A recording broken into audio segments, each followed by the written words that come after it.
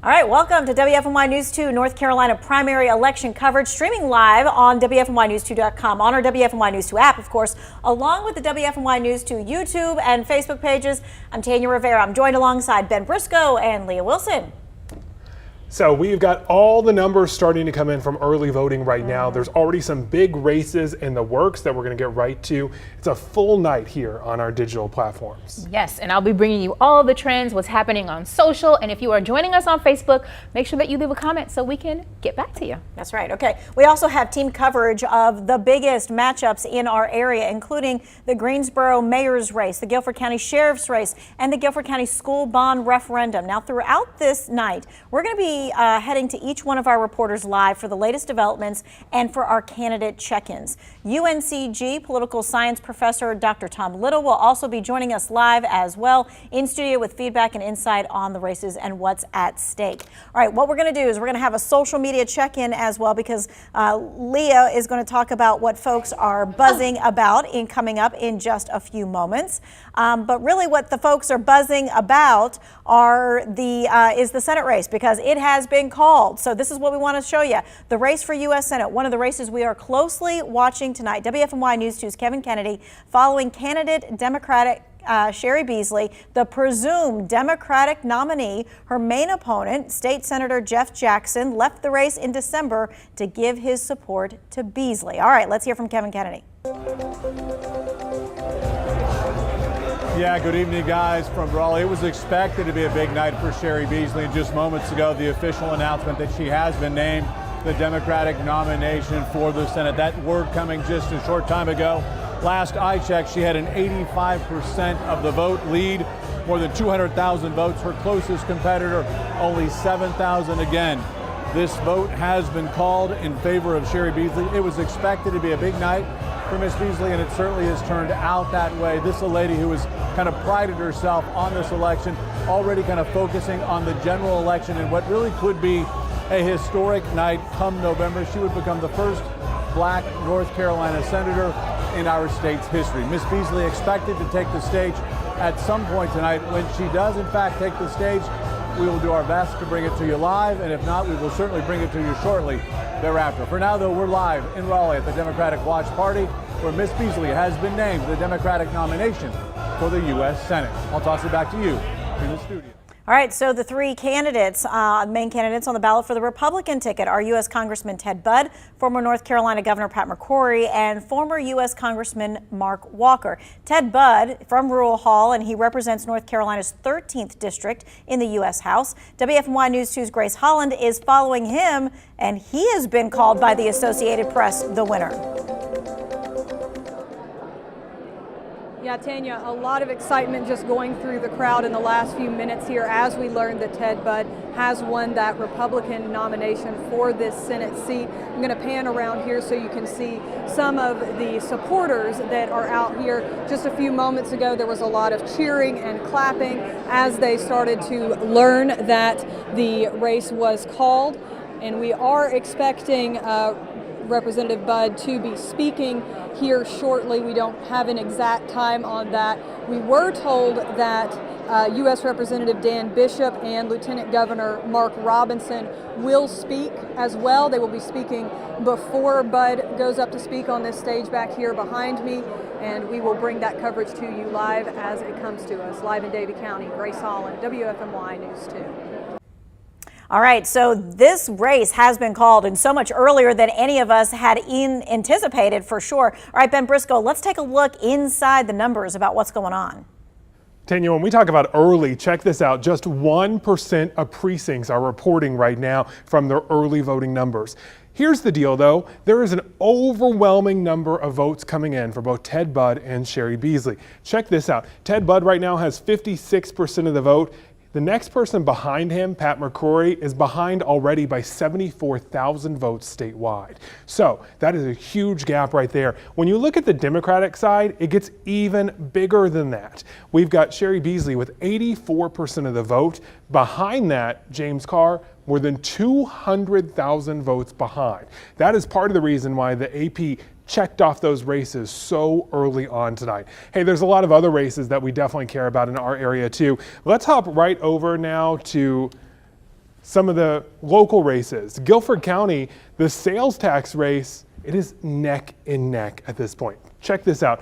51% of people are against the sales tax, that 0.25% increase right now, 49% for. There really are less than 1,000 votes between them after the early voting numbers turn out.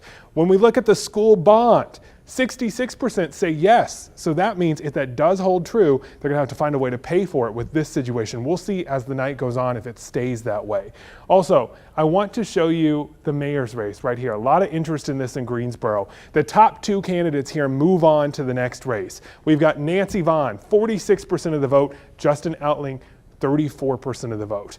Mark Cummins is next with just 11% of the vote, a big gap there, but these are just early voting numbers. Coming up in a few minutes, we should start to get the precinct numbers from today. That could change everything. We don't know. We'll have to wait and see, and we'll be right here to find it all for you.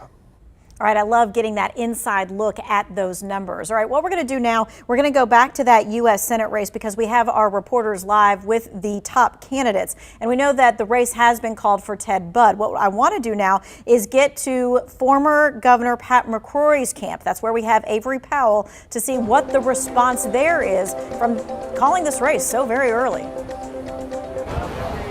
We're at Selwyn Pub here tonight in Charlotte, waiting for former North Carolina Governor Pat McCrory after he just lost the Republican primary for the open U.S. Senate seat in North Carolina. Though not much reaction from the folks here, though it'll be interesting to see what former Governor McCrory has to say once he does arrive. Though McCrory was raised in Guilford County, he got his political start here in Charlotte, first on the city council in the 1980s, then becoming Charlotte's longest serving mayor in the city's history.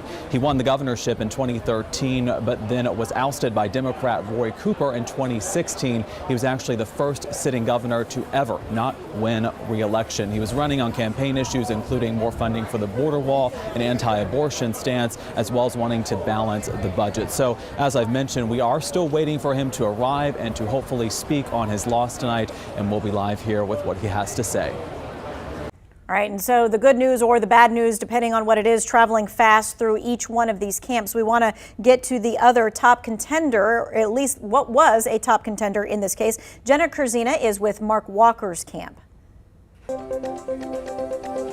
Hey, Tanya. Yeah, we're here in Summerfield, as you said, at Mark Walker's campaign party tonight. Definitely waiting to hear from Mark Walker. I spoke to him just a little bit after the polls said, of course, you know, he said he was feeling confident. We just learned that the race has been called. Mark Walker previously represented the U.S. House from 2015 to 2021 for District 6. Now, we do know District 6 is located here in the north central position of the state. The district has been redrawn, and that is why he chose not to rerun. But, you know, he was aiming to take the seat occupied by Richard Byrd, who is soon to be retired. Walker served as the vice chairman of the House Republican Conference. He's here tonight with his family and his supporters. We are waiting to hear how he's going to address everyone. As you know, Tanya, you just mentioned, the race has been called pretty quickly here after the polls just closed. We are here in Summerfield. The Piedmont Triad area is home to Walker and his family. He has strong ties here in the Triad, just like the top three candidates do have. But again, we are waiting on him to address his supporters here tonight. But for right now, until we learn more from when he is going to address everyone, we're going to send things back to you guys in the studio. So we, again, are keeping tabs of all the numbers all night long. If you are just joining us, the Associated Press has now called the Senate races for both Ted Budd and Cheri Beasley. Take a look at part of why they felt that might be possible to do.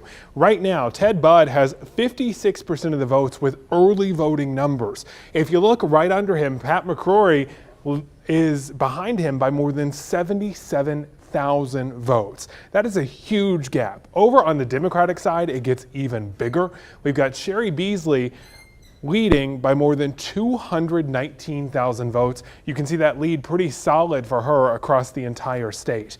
I want to show you some of the other important races across our area. Right now, we have District 4. We've got Courtney in the lead with 65% of the vote. On the Democratic side, take a look at this. A lot of talk about could Clay Aiken make his second run here. It looks like he's got a long uphill battle there, behind the leader about 10,000 votes with just 8% of the vote right there. Of course, District 5, we've got Virginia Fox, stronghold in that area for a long time. No surprises there. On the Democratic side, we have got Kyle Parrish. He is running unopposed in this one. That is why you don't see any numbers coming in for him. District 6, who's going to run against Kathy Manning? It's looking like this one, really neck and neck right there among two political names we've heard a lot about in the history of the Triad here. So that will be interesting to see how that one turns out. Again, Kathy Manning, if we click on here, is running unopposed. That's why you're not seeing the numbers come for her. A lot of people didn't even see her on the ballot because she was unopposed, went straight on to that next election. I do want to get into some of our local numbers here because a lot of people in Guilford County want to know about those. The school bond referendum, check that out. We've got 66% of people right now with early voting numbers voting for the school bond referendum. When you look at the sales tax that's needed to pay for that referendum, it's pretty neck and neck. That could go either way still. We've got 51% against, 49% for. Tom, Tanya, I would love to know what you think about all this. All right, so I mean, the AP came out at 7:55, 25 minutes after the polls closed, and called the race. Yeah, I was not surprised with the Beasley race. We knew when Jackson dropped out that was really going to be her race to win easily. But I was very surprised at the numbers that Byrd is putting up already. I did not expect. I expected him to win, but I expected his numbers to be in the high 30s, and they're showing 56%. And I don't think that's going to stand. That's 1% of the vote in. But I do think it was a surprise that he's come out that big. But he had Trump's endorsement, and he had Club for Growth. So he had the two big Republican endorsements outside the state. But when you think about it, McCrory was a former governor, so he had ultimate state name-wide recognition, and for him to get under 30% really is a surprise. I mean, he's coming in second, but again, you're talking under 30% of that vote. Yeah. And now, if some people don't know what Club for Growth is? Club for Growth is a conservative PAC that supports particularly pro-growth and low-tax candidates. Right, and so they put a whole lot of money into all the ads and things that you've been seeing over the last couple of months, and they put their bulk of their money to Ted Byrd. Right, and again, there have been some cases where Club for Growth and President Trump conflicted, but here they were on the same page, and that seems pretty obvious from the fact that he's clearing the deck so quickly. And so, you know, the Trump part of that really did help bolster him. I think he did. I think when McCrory announced he was running, he announced first. I think people thought, okay, sitting governor, our former governor, statewide name recognition, this is probably his to lose, or at least he'll be competitive. And it was neck and neck until the endorsement came out, and within a couple of weeks, Byrd started to move away. So yeah, I don't think there's any way you can discount that endorsement from President Trump. And so we're setting up for Ted Byrd and Sherry Beasley. If Sherry Beasley were to win, she would be the first black woman senator from the state of North Carolina. Absolutely. She's going to come in as somewhat of an underdog, I think, given the anticipated where we'll be in November. Off-year elections after the party of the president generally does not do well. Inflation is up. We've got a lot of things that people are concerned about. So I think she's going to have some headwinds. But she's proven that she can run statewide. I mean, she just barely lost the Supreme Court. Yeah, Chief Justice race by what, a couple thousand, 4,000 votes or something, very small. So she's proven that she can get votes statewide. But it's going to be a little bit of an uphill battle just given the environment that I think she's going to be running in, unless there are dramatic changes in the economy in the next 4 months. All right, so we have looked at the U.S. Senate race there with Ted Byrd being called, Sherry Beasley being called, so that is off the books for now. So now we're turning our attention to many of the other races. And so what is something that you're looking at specifically? Well, I think locally, I think the mayor's race is going to be very interesting. And full disclosure, Justin Outling's a former student of mine, so put that out there. Was a graduate of UNCG. But it's going to come down to he and Mayor Vaughn, and the question is going to be who ends. I think it's pretty clear they're going to be the top two that are going to run in July. And so we want to make that really clear, because what happens tonight with the mayor's race is that the top two will go on for the general election there, and that is July the 26th. Correct. Because this race was supposed to be in November, was delayed because of the census and the districting, and they hadn't gotten the maps done and all of that. So that is unusual, but that's the case. So I think that's going to be an interesting one. Another one I think is going to be couple others that I think will be interesting to watch is the Democratic primary for sheriff in Guilford County. I think that may be kind of tight. You know, this is Danny's the sheriff's first chance to run for re-election. He's running against some people who were actually on his staff, and so and then on the Republican side, there's some really high quality candidates with a lot of experience in law enforcement that are running as well. So I think both of those are going to be interesting. And then I'm really curious with the Democratic primary for County Commission, Kay Cashin's seat. She's been there a long time. Person running against her is saying maybe it's time for a change, and that one I think is going to be pretty close too. So locally, those are the ones I'm watching right now. Okay. Yeah, and when we look at that with the Guilford County Sheriff, 1, 2, 3, 4, 5, 6 Republican candidates, right? And then you've got three Democrat candidates, including the incumbent there. So we will be watching that for sure. And you know, we've got a list of all of the races that are coming up, you know, from Forsyth County, Lexington, all the way down the line. So we're going to be keeping you up to date throughout the entire night. You're going to be seeing a lot of those election results at the bottom of your screen so that we can keep you updated from all of the different races that are happening. And the big thing that we have this year is this really cool interactive tool, this map that shows everything from every county in our state. All right, Ben, show it off. Okay, so the map really does give us a brand new context on those national races. Take a look, Ted Budd, he's from Davie County. Look at this, we can zoom in to Davie County and see just how he has done in that area. He lives on a farm there with his wife, Amy. 69% of the votes from Davie County going for him. Pat McCrory coming in next. You would expect Mark Walker might do a little better in Greensboro. He is from Greensboro. Let's take a look at Guilford County. He ended up with 32% of the votes there, behind about 1,100 votes from Ted Budd.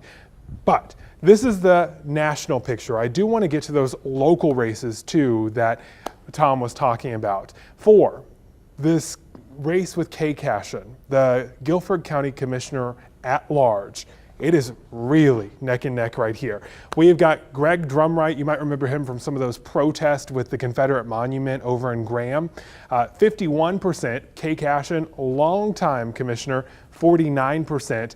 There are a little bit more than 300 votes between them right now. That is it. These races are really close. When we look down here at the sheriff's race, let me get to that. We got to scroll down. We've got Danny Rogers, the Democratic primary right now, 60% of the votes still. We've got his Phipps at 29% and so on. So these numbers are really early right now. These are still the early voting numbers. We're just now starting to see a little sprinkle of numbers from today's actual voting come in. And as they come in, we are going to have this interactive map that will show us where they're coming in strongest from. One of my favorite things about this is you can see in the heat map, these are areas where Ted Budd did really strong. You got him in purple. The stronger the purple, the better he's doing. So we're seeing him really do strong in places like Anson County, again, Davie County, you'd expect that, right around his home base here. Iredell County, we've got Alexander County, all of those strong Ted Budd areas. Really quick too, before we toss it back over, one more time looking at Sherry Beasley, I want to show you, she came in with 84.8% of the vote so far. That's in that county. Statewide, same thing. More than 200,000 votes ahead of the next person. So I'm really curious what you think now you've seen some of the context, Tom. Are these races going the way you'd expect? Yeah, and I think the Sherry Beasley probably does not surprise you. Yeah, it does not. As I said, when Jackson dropped out, he was the opponent that people thought would give her the biggest run. The other folks weren't really well known. They weren't known outside their area. So that didn't surprise me. Again, the Bud race surprises me. And Jackson being ahead at sheriff at 60% right now surprised me a bit, because the person that he's running is Phipps, I think is his name. TJ Phipps ran last time for the Democratic nomination and came in second. So he's already got some name recognition and when you look at the rising statistics of violent crime, right or wrong, that's going to be laid at the sheriff's feet. So I'm surprised that one's not a little closer right now. And I believe from the Republicans, what I could see there, it was Byrd that was leading. Again, this is very early on. This is the early voting tabulations that are coming in first, and then the today votes start really trickling in. Yeah, and again, if you look at the candidates on the Republican side, there are some really strong candidates with a lot of law enforcement experience. It'll be interesting to see if they split the vote, because again, you're looking at Melvin and Powers, who both served right under the sheriff. Right, and then, for 30 years or so. Right, well, and then you've got Byrd, who's got 30 years of experience in the sheriff's office as well. So be interesting to see how that plays out. But either way, it's going to be whoever wins either one's going to be a tight race in the fall. And so then you wonder, with the other two possible leaders in the Senate race, like what happens with them next? What happens with former Governor Pat McCrory? What happens with Mark Walker? It'll be interesting to see. I think this may be it for McCrory. I have no way of knowing. But again, if you've been the governor and you were the mayor of the largest city in the state for 8 years or more, and you're going to come in with a defeat like this, I don't know that there's a way out electorally. Now, let's say in 2 years that a Republican is elected governor, then I think he probably will have appointed post in the state. But I can't see him coming back from this to run statewide. I can't see him coming back to say, okay, now I'm going to run for Senate. Unless there's some kind of dramatic change in the direction of the Republican Party, I can't see that. Walker,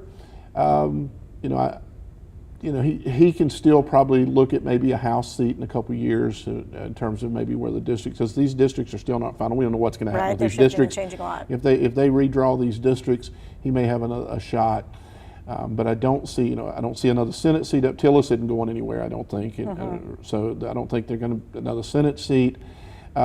Maybe Walker shoots for maybe a council of state office. But again, if he comes in under 10%, I'm not sure he's got a lot of room to grow statewide. He's got a lot of room to grow if he only got 10%, but I'm not sure he's got anywhere to go. I think he might, again, maybe hold on and hope a Republican's elected governor and look for an appointed position. All right, and we're going to be hearing from Pat McCrory and Mark Walker as well as the night goes on, and bringing you their speeches and what they're saying to their troops and the people who have been rallying around them all of this time. So as we look ahead, though, towards November, you got the Sherry Beasley, you got Ted Budd, and I mean, with all the money that has been put into both of these campaigns, we're looking at, once again, and North Carolina is famous for this, right, for big blockbuster Senate runs. Yeah, I mean, all the way back to the 1984 Jesse Helms and Jim Hunt race, which broke all records nationwide in 1984. Tillis race was high, Burr race. So we're known because this race could well determine the balance of the Senate. I mean, the Senate is 50-50. And so if the Republicans were to lose this seat with no other changes, that gives the Democrats a 51-49. So they're putting a lot of money in. There are other races that are, likely to be contested. You look at Pennsylvania, you look at Wisconsin. There are some other races where I think Democrats they can probably pick up, but they're also fighting for their life in Georgia. So you got the Georgia race with Warnock. And so those races are close. This one's close. So there's going to be a lot of money because it will determine. I think the chances are that Democrats don't hold the U.S. House. I would say the only shot they've got is at the Senate right now, unless, again, things change dramatically. So there's going to be an awful lot of money coming in from outside the state in that race. And I think the last time, it's been 4 times Senate races that Republicans have won.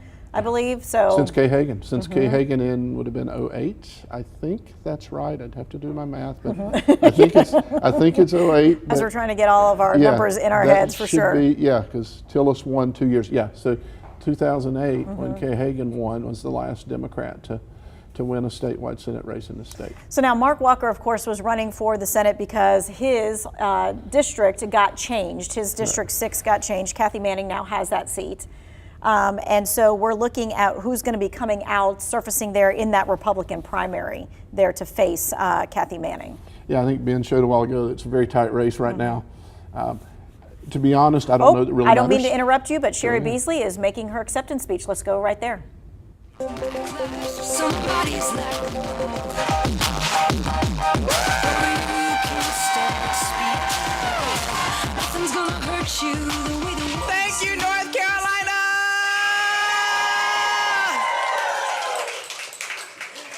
Wow. I am Sherry Beasley. And I'm a mom. I'm a former public defender, former judge and former Chief Justice of the Supreme Court of North Carolina. And I'm running to bring North Carolina values back into the Senate.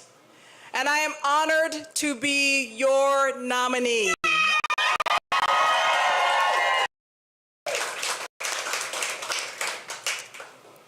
To everyone who has voted and volunteered, thank you very much. To my incredible team, thank you very much. To my wonderful husband, Kurt, and our wonderful twin sons, Matthew and Thomas, I love you and I thank you. In the last year, we have spoken to folks from the mountains to the coast, and I've talked with mothers in Spruce Pine who had to drive over an hour and a half to give childbirth. I've met with small business owners in the Outer Banks who are working hard just to stay afloat in the face of challenges posed by the pandemic and the climate crisis. I know parents who are working 2 jobs each to make ends meet and to take care of their families. Seniors on fixed incomes trying to retire with dignity after a life of dignified work. College students with big ambitions for their future and big student loan debts. People with diabetes skipping insulin doses because the costs are too high. Families who are one health emergency away from losing it all. Folks deserve more, who need more than what we've seen from Washington. Now, my parents divorced very early in my life, and I was raised by my mother in a home steeped in faith. She was a strong woman, a trailblazer, a leader in her field, and she taught me the value of hard work, integrity, and justice. I've lived by those guided values to do the right thing, regardless of politics, to serve with integrity and justice, to uphold the law, respect it, and respect the Constitution. Those are values I know North Carolinians share: faith, hard work, integrity, and justice. And what I know is that our values unite us. And that's why I'm so proud to be your nominee for the United States Senate.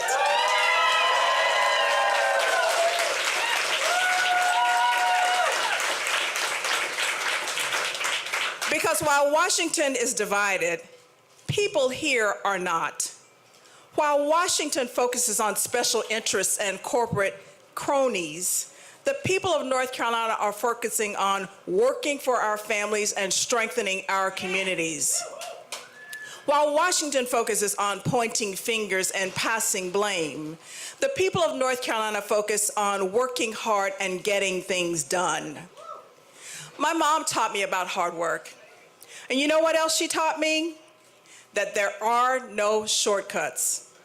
And I promise I will work hard for the people of North Carolina every single day in the United States Senate. Yes. As your senator, I will fight to keep jobs rooted in our local communities, investing in a made in America economy, ensuring that people get the job training they need for high-paying, in-demand careers, and creating good-paying jobs by investing in renewable energy. I will also work to support our small businesses that are the backbone of our economy. As your senator, I will fight to lower costs, from the prices at the pump to prescription drug costs. I will work to expand the Affordable Care Act and Medicare to ensure that every person in every part of North Carolina will have access to the care that they need. And as your senator, I will continue refusing to accept corporate PAC money, because our leaders should only be responsive to the people they serve. As your senator, I will fight for every child to have the opportunity to thrive with universal pre-K and well-funded schools in every zip code. And I will fight for working families by pushing to lower child care costs to support our workers and boost our economy. So here's the bottom line. As your senator, I will fight for you.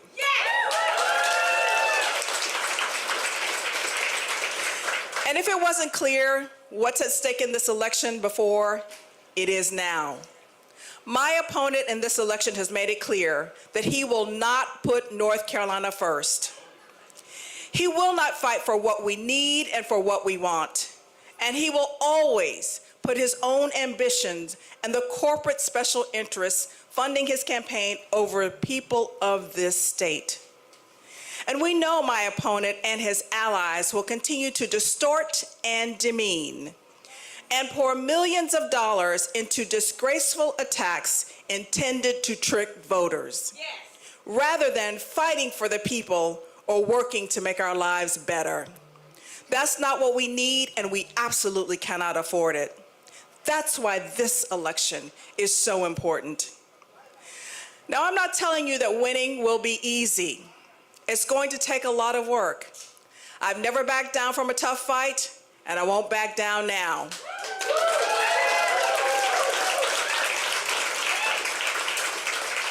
I am a woman of faith.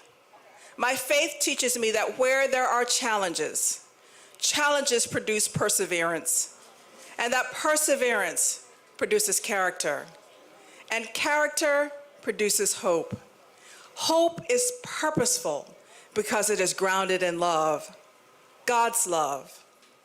And whatever our faiths might be, I know we share in our hope for our future. I know we share in the hope for what North Carolina can be for our children. And I know that we all want to see a future for our children because there's too much at stake. And that's what's true no matter whatever state of you live in or what political party you ascribe to. Because ultimately, if you don't have a good paying job that pays the rent, doesn't matter whether you're Democrat or Republican. If you don't have affordable health care, it doesn't matter whether you're a Democrat or Republican. If you don't have schools that will educate your children and have the resources that they need to do so, or have access to the ballot box, it doesn't matter whether you're a Democrat or Republican. All of these issues touch all of us. Yes. And we can build a better future for our state and for our families. But it's going to take all of us working together, knocking doors, calling our neighbors, engaging with voters. It is all hands on deck. North Carolina, I'm honored to be your nominee, and I'm honored to stand with all of you and on the shoulders of many trailblazers who came before, to be the first African-American woman to be your Democratic Senate nominee.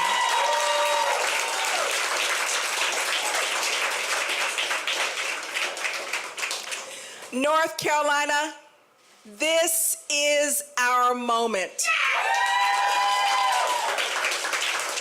In this moment, we have the power to bring change to this state. In this moment, we have the power to restore our values to our government in Washington. In this moment, we have the power to protect our rights. And so in this moment, we commit to come together, to seize this moment and fulfill the promise of this country we love for generations to come. Thank you so much, and let's win this race for North Carolina!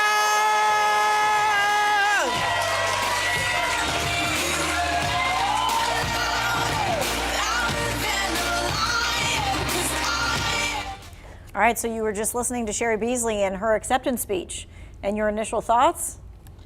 She's trying to do everything she can to immunize herself against the attacks that she knows are coming about her being an out-of-touch liberal.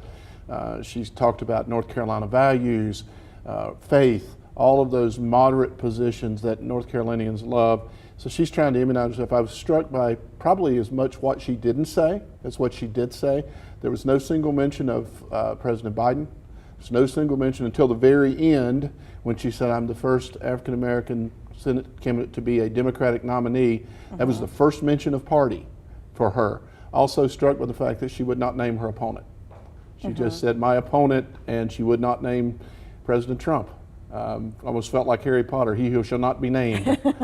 She was not going to dignify them with a name because she knows that that may hurt her with some of his supporters. So I was struck probably more by what she didn't say than what she did say. But she did make a point to talk about those negative campaign ads, for sure. She knows they're coming. She's warning us they're coming. She's going to say, look, they're going to do it. They're lies. They're going to lie to win. Because she knows they're coming, so she's doing sort of a double track. One is to immunize herself by saying, I'm a mom, I'm all about faith, I'm all about the economy, I understand you're hurting. She didn't say, that we're doing it right, saying nobody's doing it right in Washington. Democrats aren't, Republicans aren't. The only time she mentioned party was to say those are issues that affect Democrats and Republicans. Yes, she was very middle of the road there of I'm appealing to everyone. So she knows those negative ads are coming. She's trying to immunize herself as much as possible. But she also went ahead and threw the gauntlet down to say, look, they're coming, and don't believe them. Because they've lied before, they're going to lie now. So it's sort of a double track strategy to deal with those negative ads that she knows coming. Okay. All right, we're going to continue to see what happens as we go through the night. All right, so what I think we're going to do now is we're now getting from the Republican side. Of course, Ted Byrd was declared the winner. We are going to Mark Walker next.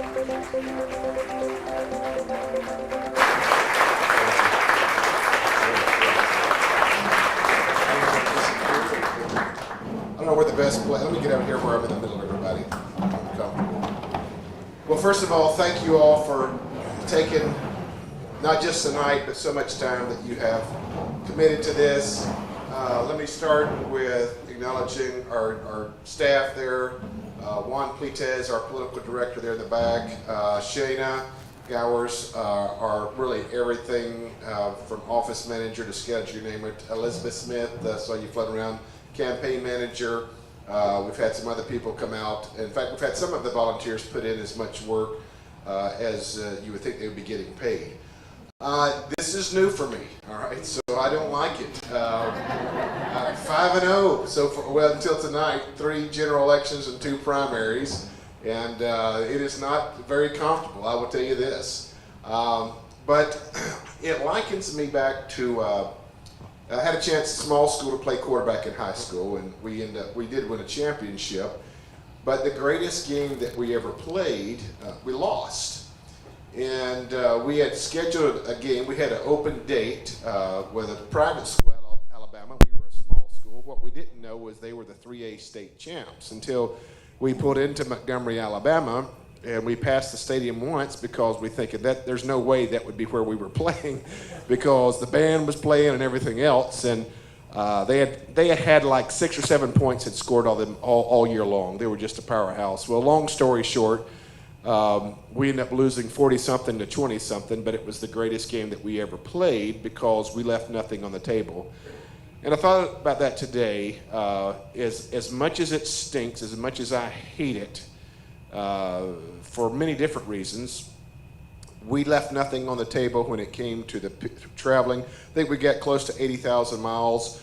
We wanted to see if it was possible to be able to have some kind of success where you literally could just travel the state and meet people one after the other. Because what we didn't anticipate, if we go back to last summer when President Trump endorsed, we had won the straw poll that day at the state convention, 44%, Mr. Budd's 29%, to Pat McCrory's 17.5%. We were kind of on our way, so we were caught off guard with President Trump's endorsement. I won't get into all that tonight. And then when you added the record amount of money that came in from some dark money groups, $12 to $14 million, it proved to be quite challenging. And but we were not going to quit. There were a couple of different times that we were offered deals to get out of the race at different occasions. But this last time when I was offered such was basically just to walk out on the stage and tell the people that the other guy was the better candidate. When I didn't believe it in my heart, I just said I can't do that. And I was told, well, they'll sing your praises, they'll tell all the people at the Trump rally in North Carolina what a great conservative that you are, and you'll have 2 years where you can do this, X, Y, and Z, and we'll take care of this. And I just said, there's one problem, it's not the truth. And they kept like, well, why is that a big hang up for you? And well, you know, I've never been one to play the political game. We've never done this conventional. It's one of the reasons I feel like that we've had some wonderful success in the U.S. House, becoming the first new member ever elected to chair the largest caucus in Congress, highest rated conservative to ever serve in the top 4 leadership positions, and as crazy as it is, we're ranked the highest America First candidate as well. Last member in Congress to get a balanced budget amendment to the floor. We just went up there, we grabbed the bull by the horns, and we got some things done. But probably something that I'm very proud of is my approach. As strong of a conservative rating that we have, I never forget how to represent all of our communities. I'm the only Republican in North Carolina to do 2 things. Win the United Negro College President's Award and also be invited and give the commencement address at one of our historical black colleges university. In fact, I was told in Congress at my second term, I said, I'm going to invite all 101 chancellors of HBCUs to Washington, D.C. And leadership told me, you're out of your mind. President Obama didn't even invite him. I said, well, that's even a better reason to invite him. They said, well, they won't show. 87 of the chancellors did show. Why does that matter? Here's why that matters so much. And here's where Republicans and conservatives have to think. I want every boy and girl to know their rights don't come from Capitol Hill. They come from their creator, God Almighty. And that's where we've got to continue to take the message as we move forward. I don't know what Plan B is right now. I did call Mr. Budd and congratulate him and on the race. Told him he just had too many weapons for us to be able to overcome at this point. And I will make sure that I do everything I can to work on behalf of him and all the Republicans across the state, because there's just too much at stake with what we're looking at. Do I believe my record was better? Absolutely, or I wouldn't have been in it from the beginning. Do I believe that our time in Congress shown and proved some of that? It did, and it does. But look, I'm a person of modest means. I don't run from that, not ashamed of it, nor am I poor-mouthing about it. But we did not have as many resources as we needed to be able to get our state name ID across the state. But look, I'm not upset about any of that, because you work hard and you pray and you leave the results to the Lord, and that's where we are this evening. So what I want to do is take just a minute and kind of thank all of you guys. As I look around the room, I'd like to call somebody by name, but then I would aggravate somebody by not calling their name. But there's so many of you that have worked hard, really from the very beginning, and I'm overwhelmed that you would get behind us and support us from 2014 on, when we decided to run for Congress. And as Marcus said, you know, who the heck are you? And what do you think you're doing over here in our parade? And but I remember you guys set a record turnout that exists to this day in getting that opportunity. We're going to continue to get out there and work and serve. That's been our life, is to serve in some kind of capacity. We don't know what all that looks like by the end of the year. God's protected and provided for us in the close to 80,000 miles that we've driven across the state, and just working it one-on-one. One of the things that I'm proud of is that once again, we never ran a negative ad. We kept it about what we believe is right, kept it positive. Didn't mean I didn't want to. There weren't a couple times that we were close.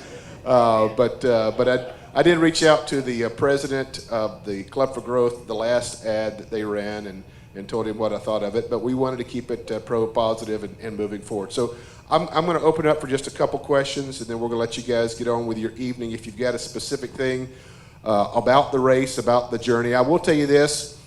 In March, we began to close the gap. At the 1st of March, Pat was leading 31%. Mr. Budd at 24%, and we were at 17%. And then a DC PAC came in and dropped another $5 million. All right, so we just heard from Mark Walker. We do hear that Ted Budd is now giving his acceptance speech as the winner for the Republican candidate for the Senate race. Tell him you know! Tell him you know!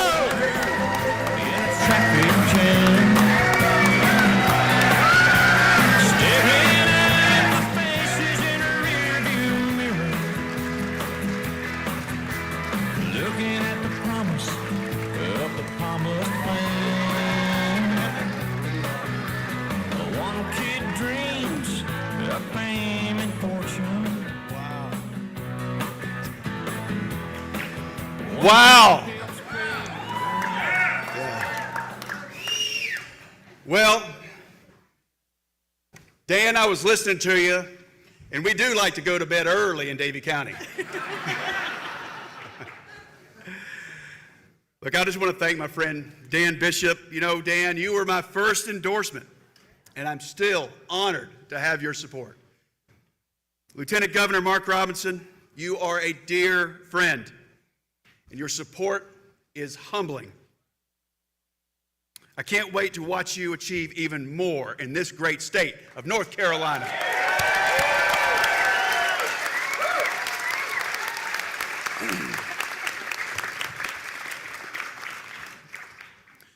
Well, the psalmist tells us, give thanks to the Lord, for he is good. His steadfast love endures forever. And North Carolina, we certainly do give him thanks tonight. Yeah.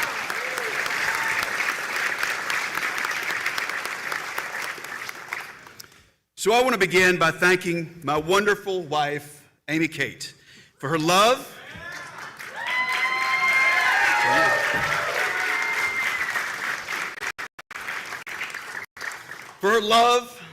for encouragement, and for her road miles, for her hard work, and for giving us and blessing us 3 fantastic kids, Joshua, Catherine, and Macy.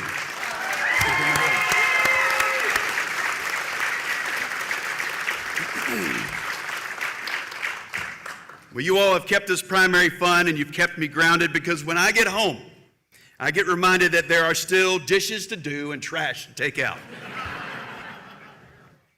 So I'm eternally thankful that God has blessed me with such an amazing family. And that includes you, Mom and Dad. That includes my brothers and their wives, and my nephews and nieces and cousins and extended family. Many are here tonight. And I want to thank my friends and my neighbors, especially those who have known me for a long time. It's a joy to look around this room and to see so many familiar faces here tonight. We've always stood by each other, and I want you to know I treasure our friendships. I want to thank my campaign team and all the work of our volunteers and Bud crew chiefs in all 100 counties.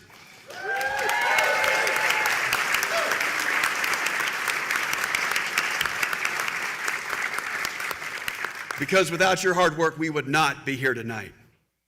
And friends, I want to thank President Donald J. Trump and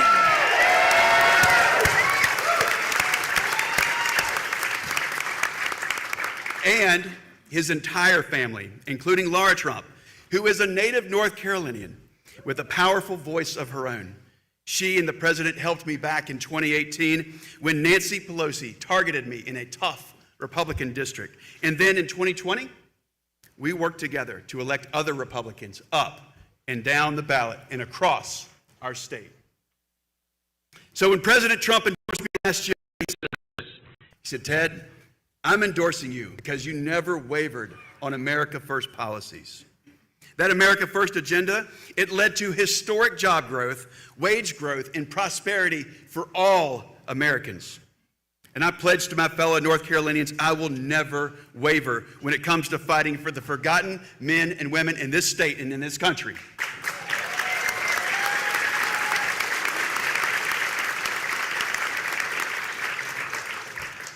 Now, you've often heard me say that primaries are awkward moments. And yes, friends, they really are. Because you have to run against people that you might have supported in another setting, in another day, in another race.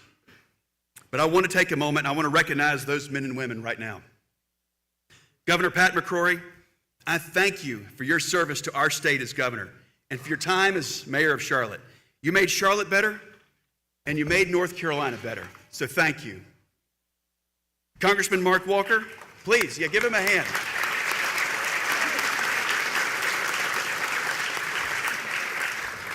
Congressman Mark Walker, you and Kelly were the first ones that Amy Kate and I reached out to in 2016 before I was ever sworn into office.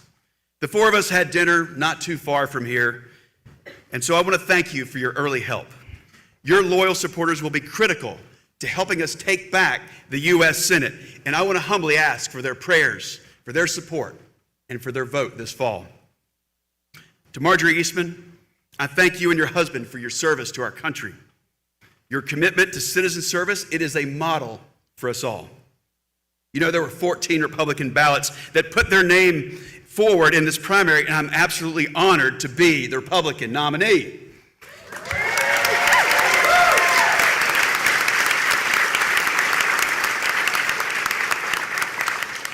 But now, we need to pull together, and we need to look to the real race in November. So I was glad to see that many of the events that we all participated in, each one of us took a unity pledge, and we raised our hand to support the eventual winner of this primary. And that sends a clear message to the Democrats that this party is united and is poised to take back the Senate and to save this country.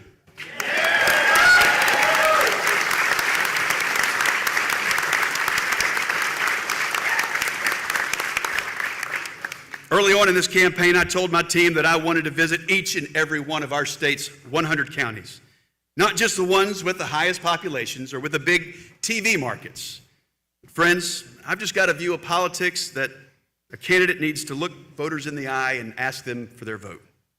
So that's what we did. Now, we got a little criticism, but our 100 county tour, it made me a better candidate and helped me fall deeper in love with the old North State. In every county I visited, I heard stories of high grocery costs, skyrocketing fuel prices, shortages of basic necessities like infant formula. I heard stories of families that have been ripped apart by deadly drugs like fentanyl. We know that fentanyl and other drugs came across a chaotic and open southern border.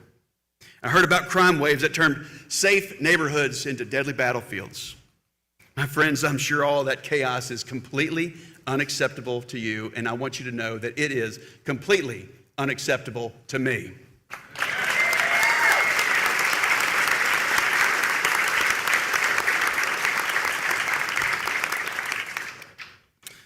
My opponent, Sherry Beasley, she doesn't seem to have any problem with Joe Biden's agenda. So let's be clear. Sherry Beasley is the most radical liberal candidate to ever run for U.S. Senate here in North Carolina. So if we send her to Washington, she would enable every element of Joe Biden's agenda. And if we think it's bad now, it's only going to get worse with Sherry Beasley in the U.S. Senate. Now, $5,200 may not sound like a lot of money to Chuck Schumer.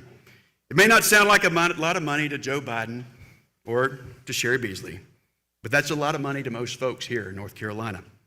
And $5,200 is how much extra the working families in our state have to pay this year to the Biden-Beasley inflation.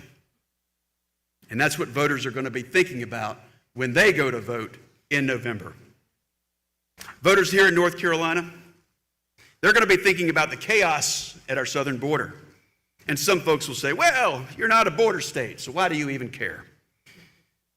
Friends, sheriffs, law enforcement from all across this great state have told me that every single county here in North Carolina is a border county because of the Biden-Beasley lawless open border agenda.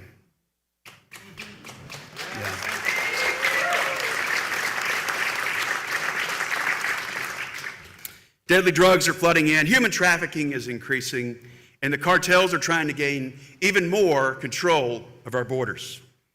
It's gotten so bad that even my Democrat opponent is talking about it, but she's not holding Joe Biden accountable for his failures. And she won't hold him accountable in the U.S. Senate either. That's why working families are going to send a conservative fighter to hold Joe Biden accountable in November.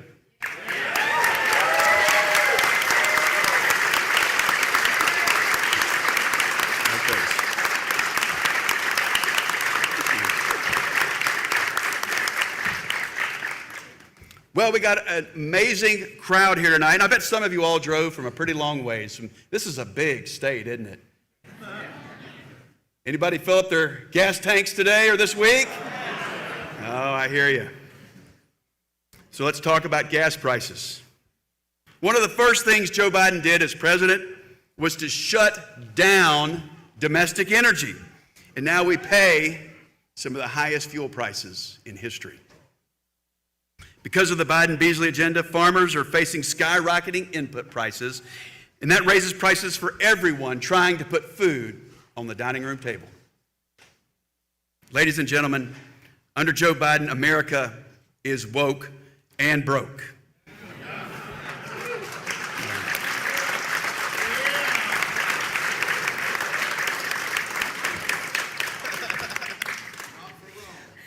And Sherry Beasley would be nothing more than a rubber stamp for everything that is wrong with Joe Biden's woke and broke policies. So we need to put the brakes on this agenda for the sake of hardworking North Carolinians, and that's exactly what I'm going to do. I'm Ted Budd. I'm a small businessman. I'm a conservative fighter. I'm America First, and I am honored to be your Republican nominee for the United States Senate. God bless you.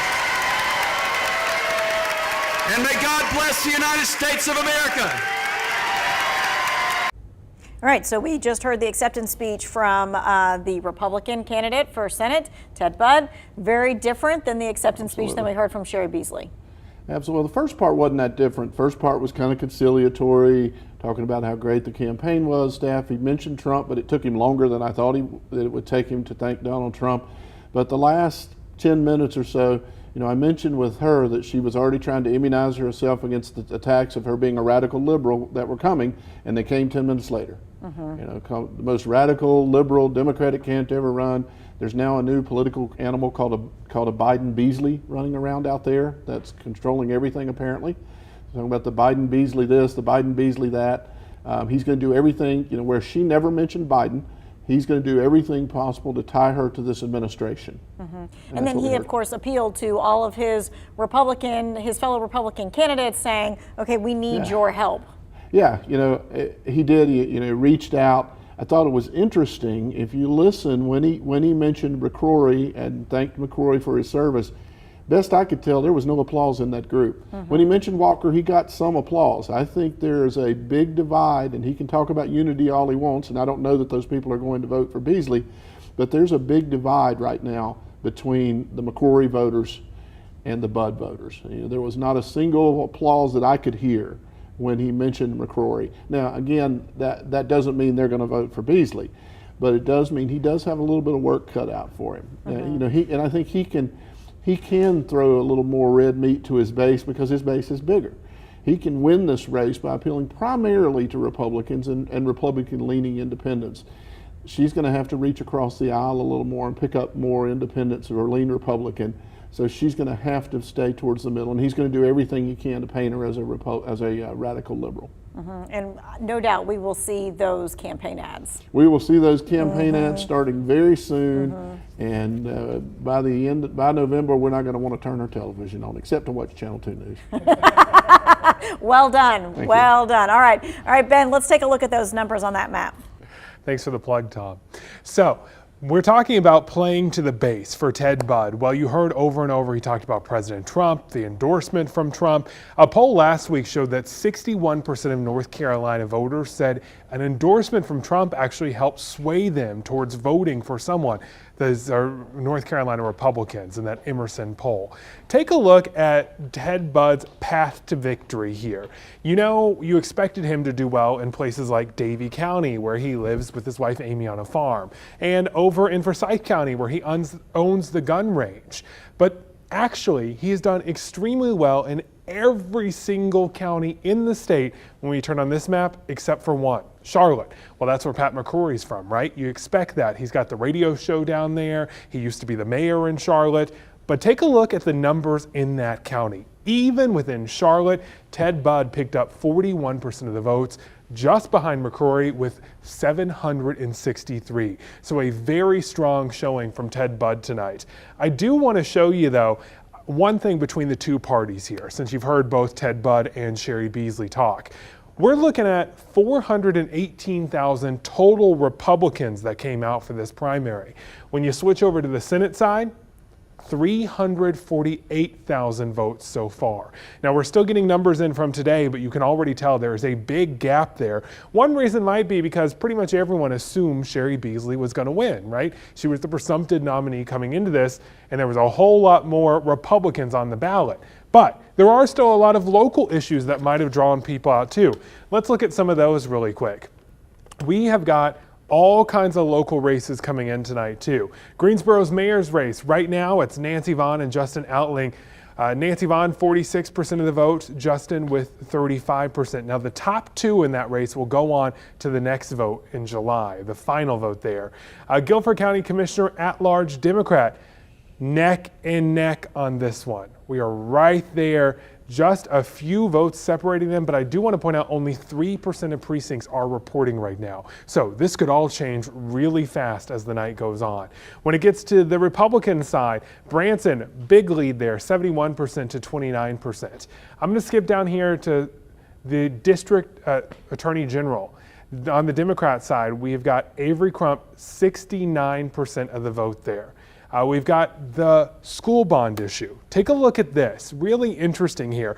The school bond referendum is passing 66% of the vote right now, but the plan to pay for it, that quarter-cent sales tax increase, it is not passing right now. 51% against to 49% for. Again, just 3% of the precincts reporting here, but still, interesting trend. We'll see if it holds true overnight. When we get to the sheriff's race, look at Guilford County's Democratic sheriff race. Danny Rogers, the incumbent in this race, 59% of the vote. That's a lot less than you would normally expect for an incumbent sheriff to pick up. There was a whole lot leading into this. Again, just 3% reporting. We'll see if those trends hold true. And on the Republican side, Byrd, 40% of the vote right now, behind Queen with ahead of Queen with 33% of the vote. Lexington Mayor, we've got Jason Haynes, 44% of the vote. All night long, we're going to be tracking these local races and the national races, but we also want to know, what are your questions? I can dig into the data for you. Put it in Facebook. We've got someone over at the set with Tanya right now, Leah, who is tracking your digital trends as well. Let's get over to them. All right, we're going to hopefully possibly start with you. We are hearing that Pat McCrory may be doing his speech. If he is, we'll interrupt you. But in the meantime, That's fine. All right, let's talk about what some trends are that we're seeing. Absolutely. Like, my head is spinning right now. This went so much fast, stuff, yes. so fast, so much stuff. And like, it's just crazy. And the races are so close. But what I have been seeing in the Google Trends is that across North Carolina, a lot of people are searching the Pennsylvania election. Oh, yeah. And we know why, because that's super juicy. It could, You got Dr. Oz there. Yes, Yeah, okay. so many things. But here in the Triad, a lot of people are searching for results. And that's what we've been seeing in the Google Trends. Lots of results. They would just want to know who's winning, what's going on. And they're also searching a lot county by county. So the good thing, folks, is that you can do all that on our website. website. And Ben doesn't have to be the only one playing with that cool toy. You can go to the homepage, WFMYnews2.com, and you'll be able to see the interactive map and click on it here, where you can see here.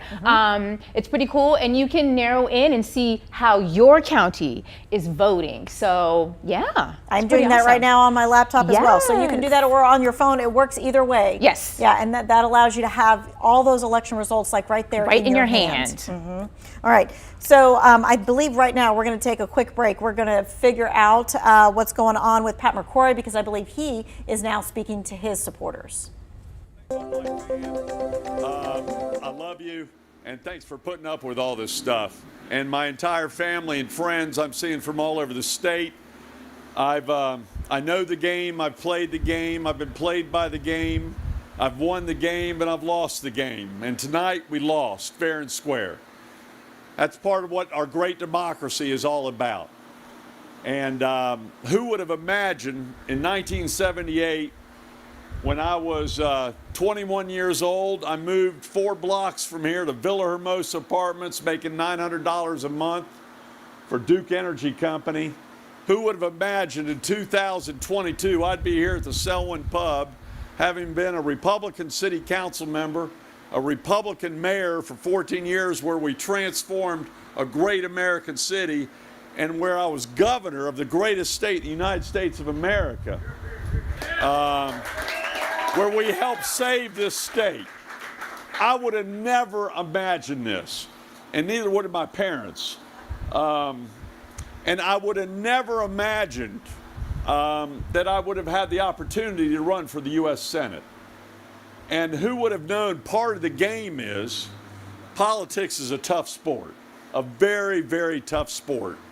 And I knew I was in for a tough sport about a year ago this week, when the former president of the United States, with me in the audience, turned to the whole audience and said, I don't represent his values. And I remember looking at several of my great workers, including Hannah Hemme, who I can't say enough about. And I turned to her, I went, damn, this is a tough sport when the President of the United States says I don't represent his values. Well, he may be right in that regard regarding values. I do represent his policies, but probably not his values, because I got my values in Jamestown, North Carolina. But it's a tough sport. I knew I was in trouble last night when I saw a TV ad saying that I'd raise gas taxes from the Club for Growth. And I went, what in the hell is that all about? I never raised gas taxes, but in politics, you can say and do anything to get elected. And I knew when I saw the Citizens or Club for Growth and my worthwhile opponent, Congressman Byrd, say that I'm a Republican in name only, I went, are you kidding me? Are you kidding me? We did a lot for the state and for the city, implementing good conservative measures that I think made a difference, not just for the next election, but for future generations. And there are things that I'll be proud of for the rest of my life because of the work all of you did together. Now, as we talk about this game, I think all of us have to go through an evaluation. First of all, I want to congratulate Congressman Ted Byrd. I also want to congratulate Cheri Beasley. They had the courage to run. They ran a very unique race. I still don't understand the no debate stuff, but hopefully we'll see a debate between the two of them. Many debates, because our country deserves it. But I congratulate everyone who ran today, whether it be for city council or Congress or Senate. Everyone who ran, Mark Walker and Marjorie became good friends of mine. We enjoy debating each other, and I'll always respect our friendship. But right now, we've got to do an evaluation of our party. And I want to let you know that you have leverage in this race coming up. You have leverage because our party's got to recognize you as being common sense conservatives like I am. You are a common sense conservative, and I think in this Senate election, you've got to demand common sense conservatism, maturity, and professionalism that we should demand of a U.S. Senator, because the U.S. Senate is a place for wisdom and courage and problem solving. Now more than ever, as our economy is being destroyed by the terrible policies of our current president and vice president. And now more than ever, we do need to unite, but we also need to unite to ensure that the people running understand you, because you have leverage in this race. And you in this audience, those who supported me, can determine the future of the U.S. Senate and this country. And I want to help you participate in that. So to all of you, especially to my family, to my good friends and supporters, to the owners of the Selwood Pub, Coach and Doc, I love you. We've got great pizza here. Life is a full circle. I started 3 blocks from here in public service running for the city council, and I end here in public service with my friends and colleagues that will be my friends and colleagues forever. I love you, God bless you, and God bless America. Thank you all very much. Thank you. All right, so you just heard Pat McCrory there giving his concession speech, of course, losing to Ted Budd. And the top 3 there, Ted Budd, Pat McCrory, and Mark Walker, hearing from all 3 of them right now. It's interesting because when UNCG's Tom Little was here just a few moments ago, he said, you know, I think with McCrory, he's probably out of the running for any more public service. And that's kind of how he sounded at the end there. So Tom and Ben, let's take a look at how the numbers shook out in the state and which counties kind of put their votes for or against. So we need to get right to the one county, the one place we expected Pat McCrory to do well, right? Yeah. We knew Charlotte, he's the former mayor there. He has the radio show. He probably was going to have a strong take there. But look, he only got 43% of the vote. Right now, Ted Budd is only 700 votes behind him there. What do you make of that? I'm shocked. I'm absolutely shocked when you look at that map. I mean, again, I think coming into tonight, we all felt like Budd was going to be, we thought it was going to be closer than this. I thought Budd would get high 30s. I sure didn't think he would get 58%. And I'm absolutely shocked that McCrory just barely won Charlotte. It tells you how much the Republican Party has changed in the last 4 years. I mean, this is a former governor, so much name recognition across the state. How much do you think that President Trump endorsement helped Budd here? I think 2 things happened. I think the Trump endorsement helped him, and the Club for Growth money helped him. The endorsement gave a lot of people who were like, I don't know about, they probably weren't going to vote for McCrory because he's considered the establishment candidate anyway. But they were probably looking at Walker or Budd and saying, I'm not sure which one. And I think a lot of those people just said, oh, if Trump says he's okay, then he's okay. But then if you look at the amount of money that the Club for Growth spent on ads, starting out, the initial ads attacking McCrory, and then ads coming out in support of Budd, I think they pretty much dwarfed everything that McCrory was expecting. There's another statewide race we were just talking about while he was giving his acceptance speech. District 11, talk to me about why we're interested in this one. Yeah, this is District 11 U.S. House. This is the Madison Cawthorn race. And again, this is a race, he's the incumbent, he's young, he's dynamic, but he's also made some serious missteps.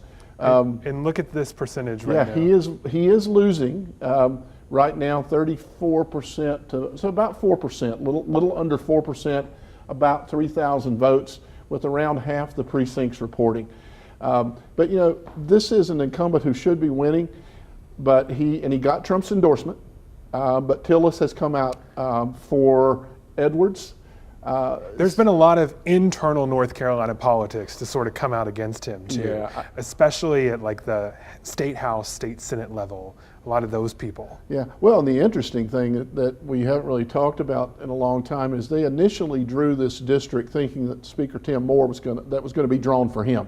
And so when Cawthorn came out and decided to run in it, he pulls out, but it's like, or that was 13, I guess, but that kind of probably didn't make some of the state folks happy. But in a sense, Cawthorn has been an embarrassment to the Republican Party. And so a lot of them would like to see him go away. Talking about the redistricting, I think one of the things that highlighted is that in North Carolina, you don't have to live in your district where you're running. And we see that really clearly. District 8 current incumbent, Richard Hudson, he lives over here in Concord, but he's now running in District 9, which includes part of the Triad, even though he still lives in Concord, not this District 9. And look at how well he's doing, 78% of the votes so far. How do you think he's able to pull that without living in that district? He's the incumbent. He raised, I'm sure, I haven't looked at the numbers, but I'm sure he outraged everybody 10-1. And you know, they're still in the same, probably same media market, so they're still seeing him in the news. Most of the voters don't have any, if they're seeing him on the news and he's in Congress, they're not going to make the distinction for the most part. Yeah. Because I assume that's still probably the Charlotte media market, so they're seeing him out of WBT Charlotte. Up in here. Yeah, they're going to see him out of WBT Charlotte, out of WSOC. So still a familiar face. Yeah, it's going to be a familiar face, even though most of them wouldn't make that distinction. Well, now he's not in our district. So we also have a lot of local races I want to get to and get your opinion on. First off, Greensboro mayor race. You said early in the night it's probably going to be Nancy Vaughn and Justin Outling. It's looking like it will definitely be them. How do you think that's going to turn out? Are these other people who voted for Cummings and Robert going to go for Outling because they don't want the establishment, or you think some of them could still go for Vaughn? That's going to be an interesting, because it's going to be interesting to see what they do. You know, if they come out and say to their supporters, I'm coming out behind Outling. But you know, neither of them, Cummings or Robert, are that well known. I suspect it was more protest vote because, in a sense, I mean, Justin and Nancy are both, they're both establishment, because he's the district representative and she's a council member and she's the mayor. So I don't know how that's going to play out. My gut tells me that they're probably going to split pretty evenly between the two. And we'll see what happens in the next 6 weeks. But you know, going in, if this holds, Nancy's probably going to have a little bit of an edge, because I don't think she is considered the establishment that much more than Justin, because he has been on city council. They're both establishment candidates in that sense. I've been told she also has the stronger political machine to get people out there, so we'll see if that's actually true. She's got the history, she's got the family, you know, and she's going to have a lot of money behind her. Well, Tanya, a whole lot of other races going on. Let's get a look at those with you. All right, well, we're still going to kind of stay right there on Greensboro, because you got it right. This is a trending race right now, the Greensboro mayor's race. The top two candidates will be meeting in July, on July 26th. So you'll be going to the polls again to decide between, as of now, it looks like Nancy Vaughn and Justin Outling. So we're going to go to both of those candidates' parties at the moment. We're going to start first with Greensboro Mayor, the incumbent Nancy Vaughn. Lauren Coleman is there for us. Good evening. I am live at the old Guilford County Courthouse in downtown Greensboro, where election results continue to trickle on in. Now, I spoke with Mayor Vaughn earlier in the week, and she told me she's having a private dinner with her family, but she does plan to make it to the courthouse sometime this evening. So we're hoping to check in with her then. Mayor Vaughn is the incumbent in this race. She is seeking a fourth term, and she's held the mayor's seat since 2013. She tells me during her years as mayor, she has accomplished a lot, especially when it comes to economic development, construction of the Tanger Center, and business partnerships with companies like Boom Supersonic and Toyota. She says if you like what you've seen lately, you're going to want to support her campaign. You've got to be willing and able to speak up on every issue. Being a leader is meeting people where they are. It is getting out of your comfort zone and getting into somebody else's comfort zone. It means being able to talk to people across the board, whether it's somebody who is experiencing homelessness all the way up to maybe the most wealthy developer in the city. You know, you've got to be able to work with both of them in order to move this city forward. Now, 2 of the 4 mayoral candidates, voters will decide which one of those will move to the primary election to the general election, in July. We're going to be sticking around here at the courthouse, hoping to speak to Mayor Vaughn, and we'll have that sound for you a little later on in the show. Reporting live in downtown Greensboro, Lauren Coleman, WFMY News 2. All right, so now we're going to go to the other candidate that is looking like getting the most votes at this time, and that is the Justin Outling camp, and Stacey Spivey is there for us. Hey guys, I'm at the Double Oaks Bed and Breakfast in Greensboro. First off, such a cool place to be if you haven't been here. And I'm here with Justin Outling. Some good news for you tonight, right? Yeah. One of the top 2 candidates potentially moving on to July. How are you feeling at this time? Yeah, really excited. Our campaign has been driven by volunteers, and we've been working hard since December 2020 to earn people's support and share with them a vision for making Greensboro safer, fairer, and more prosperous. Tell me about who's out here tonight. I saw your kids, they're fun. Yeah, our 2 kids, Clark and Clara, who are 9 and soon to be 11, are out here enjoying the Double Oaks, which is a great place. We also have our core volunteer team as well as some other supporters taking in these late returns as they hopefully will continue to roll in. What are you hoping to see happen in the next? That's a motorcycle that's very loud. City life, city life. Exactly. We're in the midst of everything in the heat of the moment. So how's it going right now? Yeah, going great, going great. So really looking forward to seeing, where people have concerns, where they're putting their support here in this primary, and so excited to see the results as they continue to roll in. Yeah, well, we are going to be here all night with you as those elections roll in, and we're going to send it back to you guys in the studio for now. I'm Stacey Spivey for WFMY News 2. So one race we want to turn our attention to right now is District 6. This is the race that will represent Greensboro and Winston-Salem in Congress. Right now, Kathy Manning holds that district. She is running unopposed. That's why you're seeing 0% of the vote, but it is checked because she'll be on the next ballot on the Democratic side. On the Republican side, who is going to run against her? It is a pretty tight race right now. We have 11% of the precincts reporting, so very early on in the night. And take a look at this. Right now, it is way too close to call. We're only the second person down 862 votes from the leader. Right now, that second person, Lee Haywood. Let's get over to Amber Lake, who is with him tonight. How are they feeling over there, Amber? Right, Ben. So we're here at the Republican headquarters in Greensboro. And like you said, we're here with Lee Haywood, just a few hundred votes behind the lead. I mean, what are your feelings right now? Well, I think I'm going to prevail. The precincts that are coming in are not our targeted precincts. So I think once those come in, I think we're going to be okay. And just like what we were talking about before they came to us, District 6 has recently changed, and it's including Rockingham and Caswell County. How do you think that that's going to impact you this current election? Well, it's more of a rural district now, so that's going to help. It went from a D18 to a D9 district when they redistricted, so I believe that's going to give us a better chance to take this district back for the Republican Party and conservative movement. Perfect. And then 4 years ago, you won the primary. 2 years ago. So sorry, you won the primary and you lost to Kathy Manning in the general. What do you plan on doing differently this time? Well, this time around, I'm going to go toe-to-toe with her. She was able to hide behind the pandemic 2 years ago. Nobody even saw her for the whole election cycle. This time around, she's not going to be able to hide. We're going to be able to question her and her record, and I believe the voters will decide that they need to change the direction of this district. And I mean, you've been campaigning, you've been out in the community, I'm sure. What have you been focusing on? The grassroots, listening to people and treating them all as individuals. I believe this is truly a more conservative district than what's being led to believe. And I believe that these people want a different direction for our country. And before we send it back to the newsroom, do you have anything that you want the voters to know? Yes, I just want to thank everybody in the district for their support, and I want to thank my team that helped get me here, and also the people that gave me the endorsements, Lieutenant Governor Mark Robinson, B.J. Barnes, Sheriff Sam Page, and those people, and my campaign manager Pam Fox, and my wife Brenda, and Clayton Valentine, and Carson Messick. Awesome, thank you, Lee. We wish you luck. Thank you. Back to you, Ben. All right, we're back here at headquarters right here. What we're going to do is we're going to toss it out to Sydney Moore. She is with Danny Rogers. He is the incumbent sheriff here in Guilford County. He is there with the Democratic primary. He's leading the Democratic primary right now. Sydney?